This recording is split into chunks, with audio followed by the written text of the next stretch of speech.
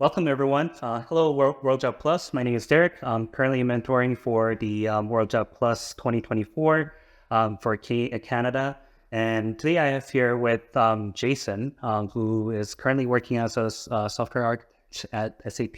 So if you can do a brief introduction of yourself, that'd be really great. Hello, everyone. Hope to see you someday, but I know you guys are all online. So I'm here to just tell more about myself and also our industry. And it's probably been quite a while since you graduated, but I was kind of curious to hear your thoughts on how did graduating from University of Waterloo kind of helped you with your first job and how you got into tech. How did this education kind of help you get to your first job when you just graduated, basically? Yeah, so luckily, fortunately, I was if I go back in time, when I went to university, like first year, everyone was doing internship. So it's 100%. Like every single one of my friends or classmates, they already have job doing internship here and there. So as soon as I went in, I was already preparing for like interview questions, like technical interview questions and stuff like that, and even doing like side projects. And going into that school, I've honestly met so many great people, and at the same time, I realized how important like internships are, making connections with them, and also just being prepared to do like interviews and doing a lot of internship kind of guided me to get my full-time job without an issue. And I think back in the time, I don't know about now, but normal that you have a job before graduating. But unfortunately, I don't know, like the times have changed now. But good news is, there's always companies hiring. So I always look at the bright side. Yeah, that's actually really good that you actually share the bright side.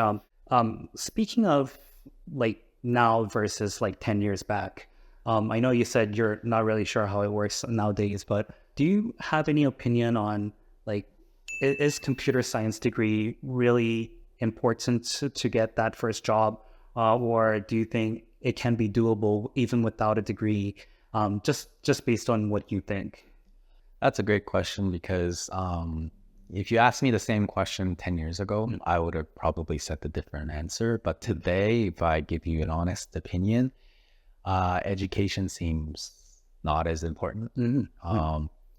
Even 20 years back, like if I even asked my senior or maybe like old directors, obviously they all went into, university before getting that interview. But I think nowadays, people, education is not as useful. Like it is, yes, it is useful. Like you get to learn like true computer science theories. Those are all the algorithm questions and data structures and all whatnot. But I think nowadays, education is so readily available online. Like people can learn things by themselves, and I think that's more important. Yeah, I totally agree with you. And I guess you mentioned a really good point. As long as you're passionate about it and you actually decide to put in the work that is needed, and I think that's what it really matters. So yeah, so I guess because we kind of touched on like preparing for the interview, if you were to say some of your friend comes up to you right now and say, hey, I want to transition into tech, right? Yeah, I can't work anymore and I would like to learn how to code. Do you have any specific recommendation for like a programming language or a certain framework that they should learn or they should pay attention to? Any preference? Personally, honestly, I don't like to give an opinion about a language because that's very like, it's like, speaking Korean, English, French, it's just different way of expressing yourself. So I always say like, do whatever that's most comfortable for you. If you like Python, stick to Python. JavaScript, sure. TypeScript, Java. There's even C++. I know some people still stick to C++ because that's what they were taught with in universities. So I don't have preference in language, but one thing I always tell them is to understand one language really well but at the same time, try out a framework. Like, I'm not talking about like, you got to use the latest and the greatest. I know people say, oh, you stick to React, stick to Angular, stick to jQuery. Who knows? But stick to one and whatever makes sense to you. Because I'm a believer that if you know one language really well and you know one framework really well and you know front end really well, you can build anything with it. I also wanted to ask you this question too. And I was also kind of curious because I'm also in my early stage of my career journey. You know how a lot of people these days go on Udemy, Coursera, Codecademy, and try to get those certifications, right? My question was, do you value doing projects over certifications, or getting more certification is more beneficial than doing projects? What's your take on this? Well, first of all, I never done any certification. So Okay. I'm just like you. I just wanted to learn something myself and build it. So what I did was I did something, like I learned something and I would build something on the side. And that kind of built my portfolio, and then eventually something that you enjoy doing over time, and you build something great eventually. So personally, I don't believe in certification because when I even look at job, you know, as someone who I also hired, I don't look at their certification because that's just it feels like, yeah, it is an accomplishment, like great, but at the end of the day, I want to know your knowledge, right? Yeah, that's what I care about. Someone who understands the technology is more valuable than someone who just has the certification. Awesome.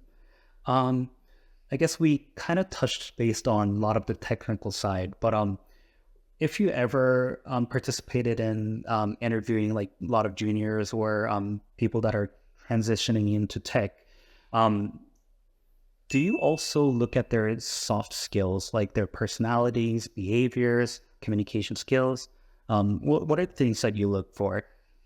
I actually look at it a lot. Even like when I was hiring a new junior position at a CP, or I would say intermediate, their interpersonal skills are way more valuable because I need to work with them. We all need to work with them. We're all going in the same direction. And if I know soft skills, people might say, oh, it's not as important, but it is important when you're building products together. And if, you know, having a little bit of issues, or I don't want to say too much, but when there's this disagreement, it can take a lot longer to get to where we want to be together. Because at the end of the day, software is building product together. Yeah, and I think that's really valuable, and I think that's a really important skill that a lot of us actually overlook. Like having a good communication skills is really imperative, and because we have our main audience is going to be a lot of Korean young adults trying to come to China to work, and I think they're going to be curious to know, is English like itself, like having a good communication skills and at certain level of English communication level, is that also an important hiring factor, or can that be kind of balanced out with other skills in mind? Great question. Well, I believe that communication is super important. If you are fluent in English and you can communicate with your, you know, peers and managers and directors, that's perfect. But of course, there's always going to be a language barrier, especially for Koreans who's jumping into tech and especially going abroad. Right. It can be balanced, I would say. The reason why I say it can be balanced is because I know someone who came from Korea. He was in his early 30s, moved here, and he couldn't speak a single word of English, but he was still he was hired. He was hired by a big company. So I honestly think communication is not everything. You know, many times Koreans are so afraid of speaking proper, like grammatically perfect English. No, you can just say, me, no drink. That's fine. Yeah. As long as you convey Yeah, your yeah, yeah. message, right? Yeah, as long as you're able to speak with them, like be comfortable with it, joke around, that's more valuable. Yeah, exactly. I think yeah, that's so true. Right, yeah. Did you have any like mentors that were helping you guide in direction, like this is the way to go, this you shouldn't be doing if you want to get into tech? Just kind of curious on your thought. Yeah. So finding a mentor is very important. Well, number one, they have broad range of experiences that they can kind of give you hints. But of course, when mentors give you an advice, you don't have to 100%, listen to that. You can always make your own advices because that's what I believe in. I love how you said, you have to like you don't have to take into consideration of everything that the mentor says, right? Sometimes you have to follow your guts but you have to be careful because you don't want to be arrogant and think whatever you do is right? So just you have to have a good filtering skills on what to take and as far as like an advice and to follow your guts. Yeah. Say if you were like mentoring someone who's wanting to get into tech, did all their due diligence of studying, getting that certification or doing the projects, they're ready to apply. I'm sure you probably haven't done a lot of job hunting lately, but what are the things that you look for from the candidates when you look at their resume? I've actually seen a lot of resumes. Of course, it already gets filtered out by HRs and then eventually comes to me. But I'll be honest with you, when you look at a resume, they all look so good these days. You can't really differentiate yourselves just putting something on resumes. So I always say, if you really want that job, just go through LinkedIn, go talk to them, go meet them, figure out a way to meet them in person. If that's the best, of course, right? No, email would be fine.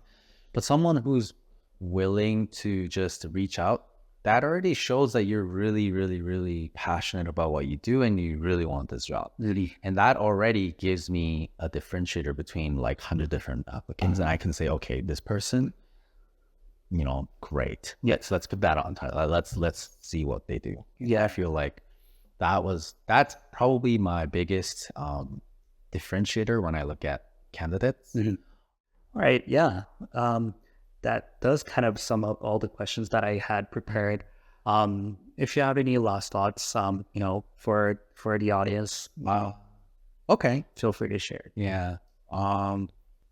For Korean communities, I know we are always you just need to put yourself out there. I think that's the main important thing is I know that slipping your feet somewhere, that's a great start, and you will eventually meet great people, great mentors, and eventually you'll get what you want to do. And I think taking that first action is the most important thing. They always list all these different type of things that they have under their belt, but honestly, that's not important. The most important thing is putting yourself out there, putting that first step, learning about what you're passionate about, and just building a product and showcasing it and be proud of what you have created. And I think that will eventually get you what you want to do. Yeah. Awesome. Yeah. Well said. Well said. Yeah. I 100% agree. Yeah. It's really important that you take action. Right. Yeah. Yeah. Thank you very much, Jason, for this great time. I think a lot of the audience will really appreciate what you have to say about, everything that you spoke, during today's podcast or interview. So yeah, I really, really appreciate it. Hope to talk to you later. Okay. Thank you. Thank you. See you guys.